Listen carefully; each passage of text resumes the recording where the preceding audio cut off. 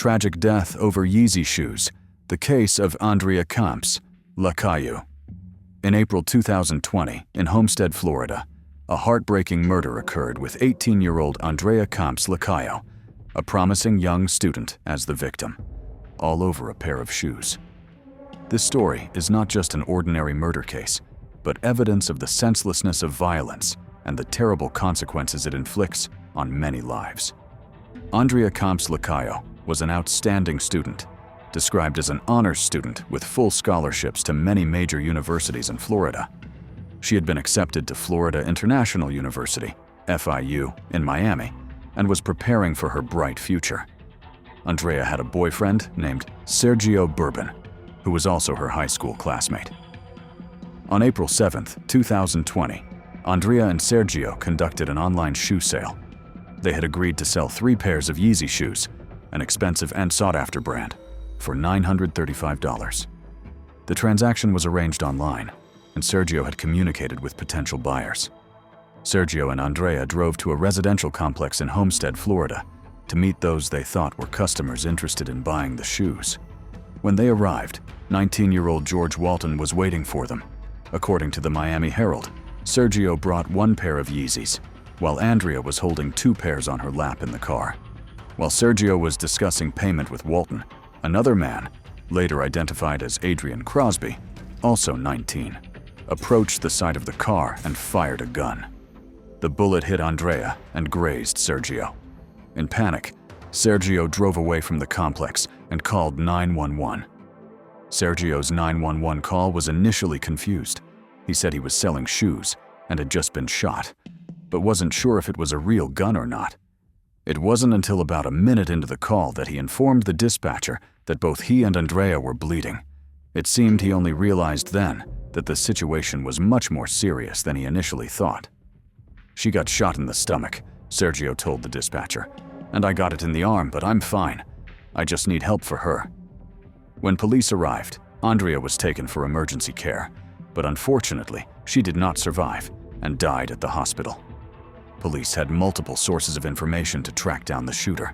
They had video of the incident captured by security cameras from surrounding homes. They also used video from inside the suspect's home, showing him leaving the house in the outfit worn during the failed robbery. Within just days after the crime, police identified the suspects. They tracked down George Walton and Adrian Crosby through security camera footage, cross-referencing with local crime databases and information from community members. When arresting Crosby, police searched his residence for the weapon used in the crime. However, according to Crosby's later testimony, the gun had been given to a friend named Bill, and police could not recover it. This was a challenge for the investigation, but did not affect the charges against Crosby due to the overwhelming video and witness evidence. A detective detailed Andrea's tragic death, telling Crosby she was an excellent student, an innocent girl, and her family was heartbroken. "I don't want to believe that when you approached that car, you intended to kill this girl," the detective said. "I don't want to believe that, because when I look in your eyes, I can see that you don't have the character or attitude that you would intentionally and deliberately point a gun at a human being and shoot them with the intent to kill them." However, Crosby continued to deny any involvement. The detective even showed him security camera footage, but Crosby insisted it wasn't him. Finally, after hours of interrogation and viewing multiple videos, Crosby began to admit the truth. When he finally confessed, Crosby said that a friend called New York had called him to a lick, slang for a robbery. Crosby claimed he thought it was about marijuana, not knowing the target was shoes. "I didn't know there was going to be a girl in the car. I thought it was just a boy," Crosby said. According to Crosby's testimony, when the car began to move, his hand was bumped, causing the gun to fire. "It hit my hand, which made me shoot the gun, but only once," he said. He also admitted to using a 9mm gun that he had borrowed. George Walton, the second man charged with murder, also confessed to police. According to the Miami Herald, the plan was to steal the shoes when Walton was trying them on, and then Crosby would appear and fire the gun. Both Crosby and Walton faced serious charges. Walton was convicted of murder and sentenced to life in prison.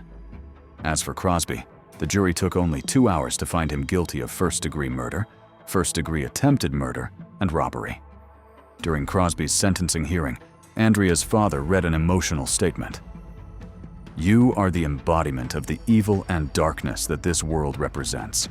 There is only one place people like you belong, and that is in prison for the rest of your life." Immediately afterward, Crosby lunged toward Andrea's family, forcing officers to restrain him and remove him from the courtroom. After a brief delay, Crosby was sentenced to life in prison, along with a concurrent 25-year sentence. The story of Andrea Camps Lacayo's death is a profound tragedy for many reasons. First and foremost, a young life full of promise was senselessly cut short. Andrea was an excellent student, with a wide-open future ahead of her. She had been accepted to university and had big plans for her life. Second, the motive for the murder was particularly empty. A pair of shoes, no matter how expensive, could never justify taking a human life. This emphasizes the senselessness of violence and how it can emerge from seemingly harmless situations. Third, the youth of all involved adds another layer of tragedy to the story. Andrea was only 18, while Crosby and Walton were just 19.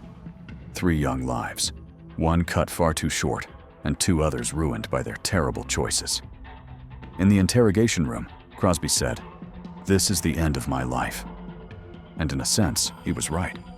The life sentence means he will spend most, if not all, of his remaining life in prison. But that is the consequence of his actions, and cannot compare to the permanent loss that Andrea's family and friends must endure. Andrea Camps Lacayo's case offers several important lessons. First, it highlights the potential dangers of online transactions, especially those involving high-value items. Andrea and Sergio agreed to meet the buyer at an unfamiliar location without any protection. This emphasizes the importance of conducting such transactions in public places, ideally those with security cameras or law enforcement presence. Second, this case sheds light on the issue of youth and guns. Crosby, a 19-year-old man, had easy access to a gun that he could use in a robbery. This raises questions about gun access and the need for more effective gun control measures. The tragedy of Andrea Camps Lacayo is a wake-up call about the senselessness of violence and the infinite value of human life. A young life full of promise was cut short over a pair of shoes, leaving immeasurable pain for her family and friends. For Crosby and Walton, they will live with the consequences of their actions for the rest of their lives. They have lost their freedom and their own futures because of a decision that has forever changed many lives. For everyone else, the story of Andrea Camps Lacayo stands as a painful reminder of life's fragility and the importance of cherishing each moment. It is also a call to action, to create a safer society where such tragedies become less common. While Crosby and Walton serve their sentences in prison, Andrea's family and friends must learn to live with her absence. They must find ways to remember her and honor her legacy, while trying to find meaning in a senseless act of violence that took her from them. No justice can bring Andrea back, but perhaps her story can help prevent similar tragedies in the future.